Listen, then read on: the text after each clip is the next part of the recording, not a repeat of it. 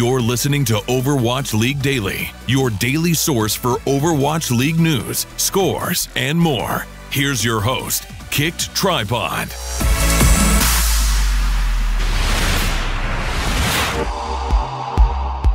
Good morning, Overwatch League fans, and welcome to your Overwatch League Daily episode for December 30th, 2017. The Overwatch League inaugural season is just 2 weeks away. Teams are coming off holiday and finalizing their preparation for their first week of matches. Crucial to this preparation is analyzing your team, your opponent, and creating strategies to execute on game day. Today I'm joined by Analyst for the San Francisco Shock Harsha to discuss how analysis is playing a role in Overwatch League. So let's start with kind of a broad question. How are you adjusting to Overwatch League life? What's that like? It's been pretty good. I came from college and ended up dropping halfway through my senior year. Still waiting to see whether I regret that or not. But essentially, I've just kind of been, out and about in the scene. Like I was always kind of working on the side, and now I've been able to make it my. And that's really exciting, and it's been great interacting with the players on a daily basis. That's awesome. What does a day look like for you? So are you like with the team all day? Are you doing things back in your analyst office? So right now, Blizzard has actually provided a facility, and it's actually within the same building as the Overwatch League is held. I assume that every team does this, but right now what we're doing is that we have all the coaches and all the players have PCs in this room, and kind of we scrim all day. We do VOD reviews, we map walkthroughs, stuff like that. I think general things that you would expect, I guess, players and analysts and coaches to do all day.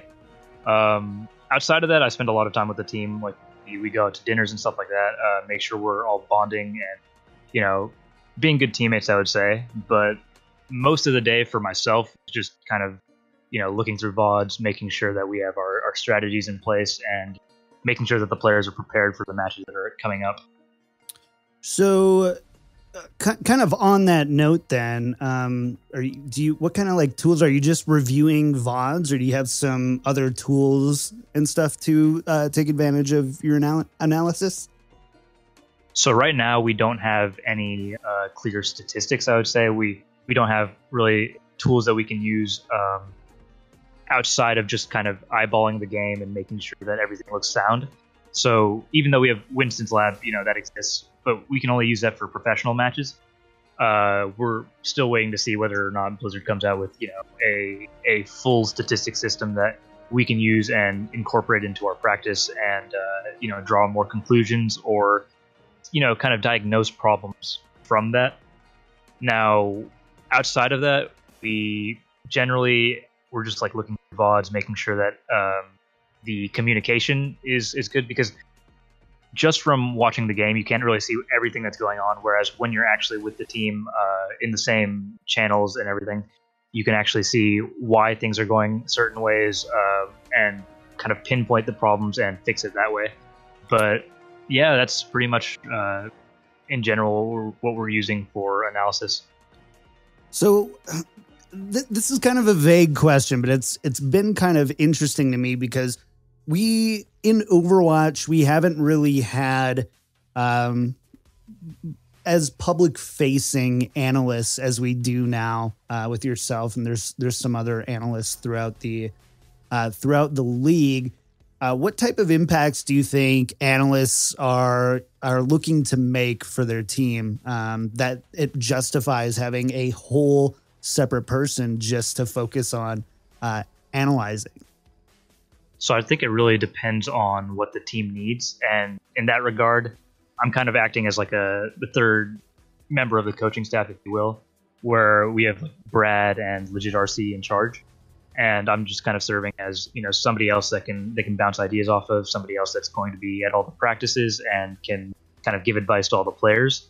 Now I know that other analysts might be taking a more of a backseat role in the team, or sometimes they're not even at the venue, but they'll be looking at the VODs after the fact and kind of preparing notes for the coaches over the next coming days and kind of guiding practice that way, or making the next match more, I guess, giving the team a more clear goal for the next match, right?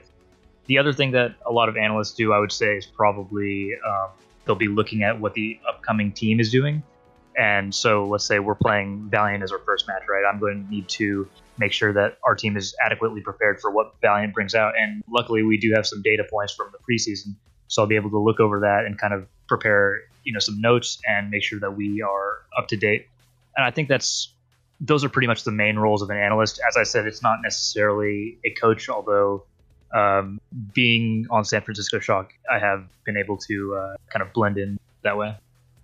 So you said something. You said you have data points from the preseason, like just anything else besides like the VODs and what's publicly available, or is it just, or is it something different? Well, we do have the VODs and we do have what's publicly available, but the other thing that we have is that we were in kind of a dugout room during these matches. And so what that gave us access to was, first of all, we saw all of the map movements because they gave us a full-time, or real-time rather, sort of top-down view. Cool. So we were able to see kind of strategies that way, although we didn't record that. I guess we could have, but we didn't. Would have been nice. But the other thing that we had was that we could listen in to the comms, and I guess those aren't really publicly available, right? But we know why a lot of things went certain ways because we were able to hear what decisions were taking place and like who is making those decisions, and we can kind of hold people accountable in that sense. So we do have a bit more information, although I would say I would definitely hope for more as time goes on. Cool. Let's get to some of the hard-hitting questions here. These are some good ones, I think. So the San Francisco Shock is a pretty full roster overall. One of the, I would say, on the larger side. How are these big rosters scrimming, and how do you guys look to incorporate ineligible players like Super and Sinatra, from what you can tell me anyways? So right now with Super and Sinatra specifically, because outside of them we have a 7-man roster, but with them during the middle of the season we'll be able to play with them. We'll have 9 people. Right now Sinatra hasn't really been participating in much practice, but we do plan to bring him into the studio and kind of have him as an acting like player coach for some time. But Super's been pretty active actually in that he's been with the team a lot, and he's been kind of watching scrims and doing that active player coach kind of role that we plan to bring them in for during the first half of the season. And the other thing that we do with them is, I think this will happen really rarely because we are a team that's very much prepared for the now, and we want to win now. We're not trying to win in March when Super and Sinatra are available. Ideally our team is as good as possible before then. So we probably will scrim with them very minimally, but we do plan to, try them out and make sure we can have a cohesive roster going into that third stage of the Overwatch League. Awesome. That's really cool. Another question kind of around strategy a little bit is, it was pretty obvious that there was some defensive and offensive pathing and positioning that looked really good from the Shock and other teams too, but you're on the Shock. So do you think Overwatch is moving into a direction that's more about pre-planned strategy rather than kind of that improvisation that we've kind of seen in the past, maybe in lower tiers? So I think that this is kind of like a really timid answer in the sense that I'm not really answering the question by giving you a definitive kind of position here. But I would say that I've always been somebody that's advocated kind of having set plays, like kind of like a football game. Actually, I think that would be the most apt comparison. You have set offensive and set defensive plays, right? So I do think that we're moving in that direction, and that we're going to have a ton of set plays, and that people will have strategy in mind, and it won't just be kind of like a bum rush every fight. But the thing that you kind of have to keep in mind with when you say that is that off the cuff improvisation will always occur at a lower scale, just because both teams are doing something different, right? So you kind of need to make sure that you're reacting to every situation as best as you possibly can. So I would say, as like a soft answer, yes, we are moving towards more practice strategies and set plays, and I do think that's going to be something that you see quite often in the regular season, actually. But I think that there's always going to be, a level of improvisation present in the game, and I think it'd be really boring if there weren't. Do you think that maybe we haven't seen as much set plays purely because there isn't a league going on 8 months out of the year and you aren't living with all of your teammates and, getting paid this salary and all the benefits? I certainly think that having like a full-time position and having so much structure involved in Overwatch League, everybody's in one place right now. I do think that contributes a lot to it. I would say that there probably always was sort of set strategy, especially in the higher tier teams during, the phases leading up to Overwatch League. But I definitely think it's going to take off, and people are going to, dig as deep as they can into this game now that they're doing it as a living, and now that it's the real deal. Something that people are also kind of really excited about and curious about is what the meta might look like for the first couple weeks of Overwatch League. Do you think we're going to see a pretty diverse meta, see some things switch up, maybe a little bit more Moira? So one of the cool things, and actually I'll answer that Moira question because I'm really interested in her as well. But before I go into that, I think one of the cool things is that the metagame, I think, has been really diverse during the preseason, and I think a lot of that has been because of the map pool that they've set. So Junkertown and Horizon Lunar Colony, for instance, we see a lot of niche picks coming out on those maps, like Bastion, the May from London Spitfire. But because of this really, I would say, varied map pool, you're seeing a lot of different heroes being played, and you're seeing a lot of teams having different takes to the game.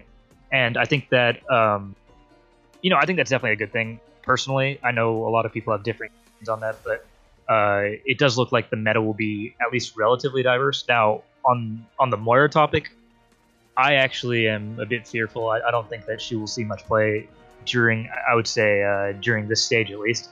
Now, I think that she's definitely a viable pick. The problem is that, you really want to be picking her on those tank-heavy maps. So, like, something like King's Row, which has classically been a map where you can always make those tank compositions work.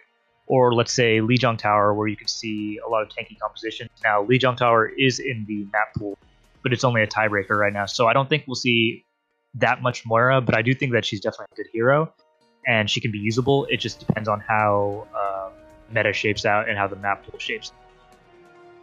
So last question here, and then I'll go ahead and let you go. I know it's late.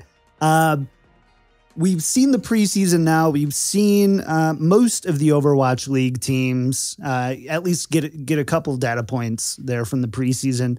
Do you think that there's any teams right now that the community isn't evaluating correctly?